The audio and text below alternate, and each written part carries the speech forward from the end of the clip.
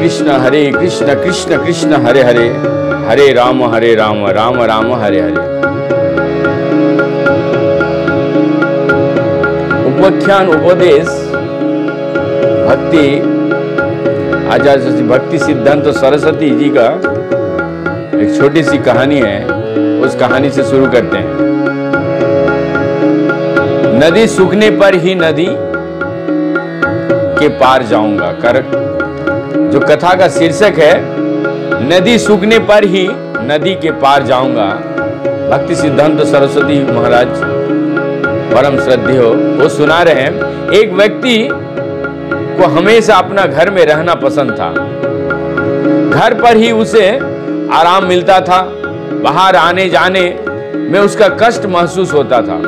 एक बार उसके किसी मित्र ने श्री धाम मायापुर जाकर जगन्नाथ दास बाबा जी महाराज के साथ कथा सुनने और उनके दर्शन के लिए उसके अपने साथ चलने के लिए कहा, मगर वो किसी प्रकार से राजी नहीं हुए।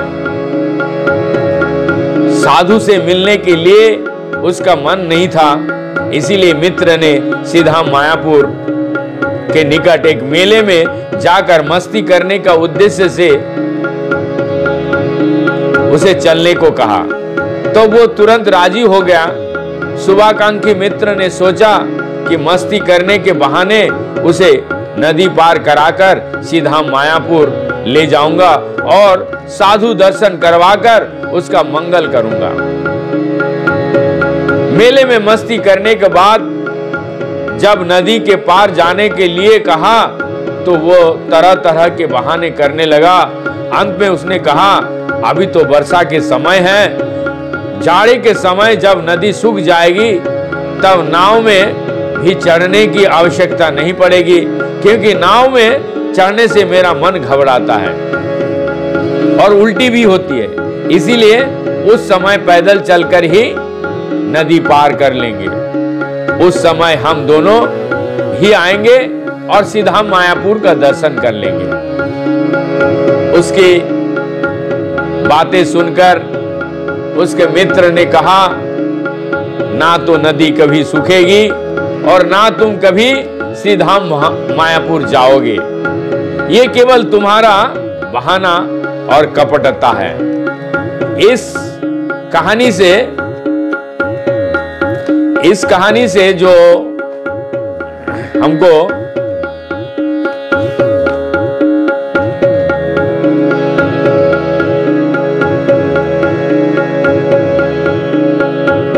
इस कहानी के द्वारा श्री भक्ति विनोद ठाकुर क्षमा कीजिएगा, भक्ति सिद्धांत सरस्वती प्रभुपाद गृहारमी और गृहाराम में जो रहते हैं और अपने आत्म मंगल के विषय में जो चिंताहीन व्यक्तियों के सतर्क करते थे, वो कहते थे कि जो ये सोचते हैं कि पहले हम संसार की तरह तरह के अभावों और असुविधाओं मिटा ले, पुत्र कन्या की पढ़ा लिखा ले, उनका विवाह कर दे और परिवार के भरण पोषण की व्यवस्था कर दे, उसके बाद ही श्री धाम एवं साधु दर्शन के लिए चलेंगे। वे लोग अपने आप को धोखा ही देते हैं। ये सांसारिक ज्वाला भी त्रिताप ज्वाला है। त्रिताप ज्वाला के अंतर्गत ही होता है, ये कभी भी मिटती नहीं है। संसार में तरह तरह की असुविधाएं और विघ्न बाधाएं लगी रहती है, इनसे छुटकारा नहीं पाया जा सकता है। कोई भी आज तक इन्हें मिटाने का बाद भजन नहीं कर पाया। जिनके हृदय में कपट है, वो सोचते हैं कि सांसारिक दुख ज्वाला असुविधाओं मिटने पर ही हरिभजन करेंगे। हरिभजन नहीं करने के लिए ही इतना बहाने हैं। बुढ़ापे में भजन करेंगे, ऐसी सोच भी इस कपटता का स्वरूप है। इसलिए श्री भक्ति विनोद ठाकुर कहते हैं,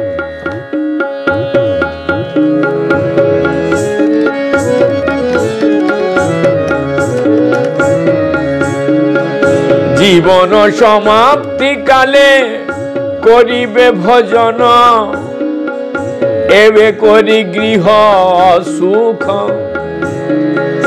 কখনো এ কথা নাহি বলে বিজ্ঞ জনে, ए देहे पतन उन्मुख। इसका मीनिंग अभी बता देते हैं।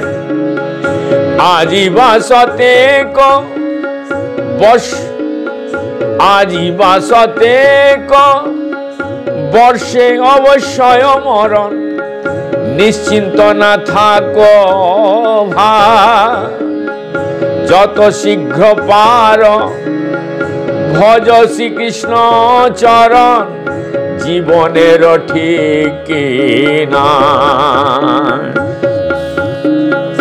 সংসার নির্বাহ করি যাব আমি বৃন্দাবন, ঋণিতয় শোধিবারে করিতেছি সুযতন, নাশায় নয় প্রয়োজন,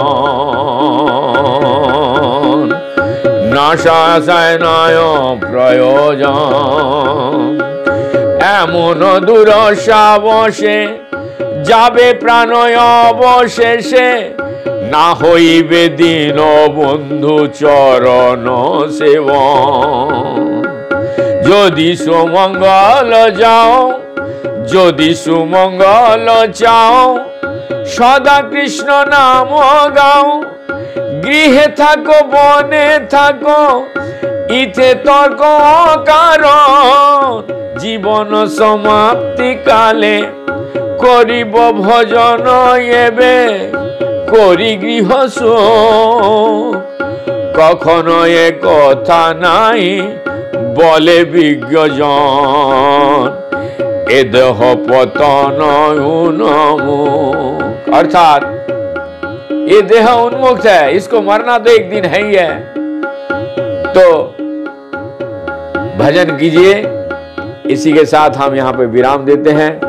जितना हो सके भगवान के नाम का प्रचार कीजिए। हरे कृष्ण कृष्ण कृष्ण हरे हरे, हरे राम राम राम हरे हरे।